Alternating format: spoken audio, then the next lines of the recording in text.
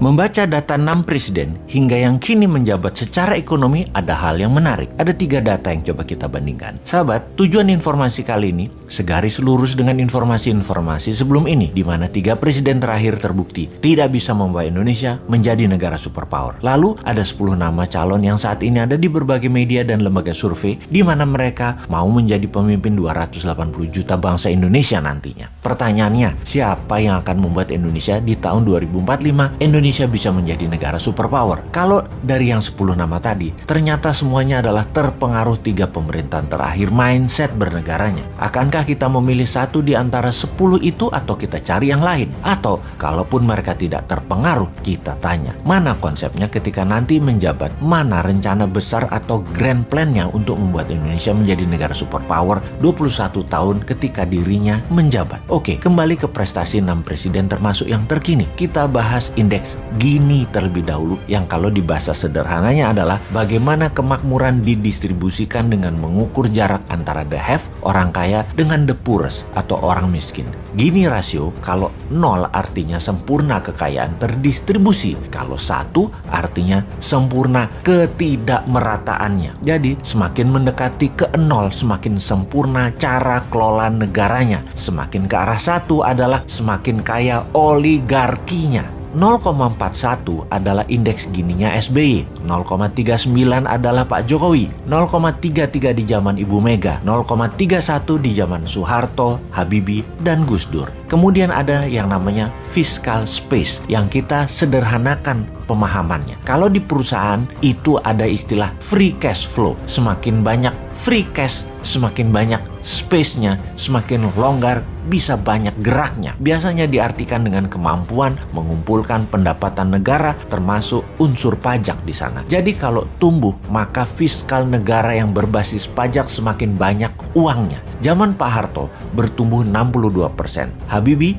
36%. Gus Dur 45%, Megawati 34%, SBY 285%, dan Pak Jokowi 6%. Dan tidak ketinggalan pendapatan per kapita, di mana rata-rata pendapatan setiap individu untuk hidup 1 tahun itu adalah pendapatan per kapita atau dikenal dengan istilah GDP per kapita. Pak Harto selama 31 tahun tumbuh 767%.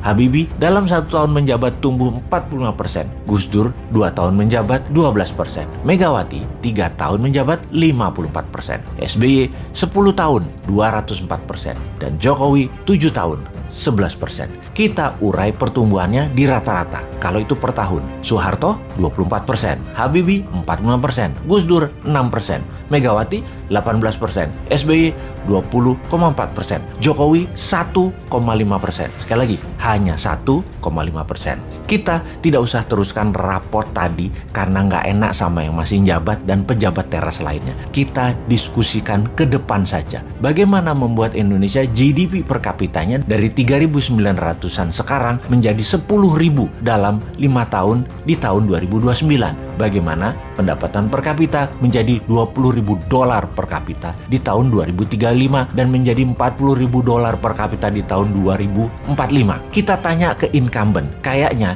3 tahun lagi hanya bisa naikin hutang dari 6.500 triliun ke 10.000 triliun. Itu sebuah kepastian. Kalau kita tanya ke 10 calon yang nanti di tahun 2024, kayaknya belum ada yang mikirin karena otaknya saat ini adalah hanya bagaimana menjadi terkenal dan disukai publik. Ketika menjabat, kumaha engke wae lah, rakyat teu ngarti. Pastinya ketika menjabat nanti, ya dalam 5 tahun, otopilot aja pemerintahannya dan kelolaan bernegaranya. Keputusannya tetap populis.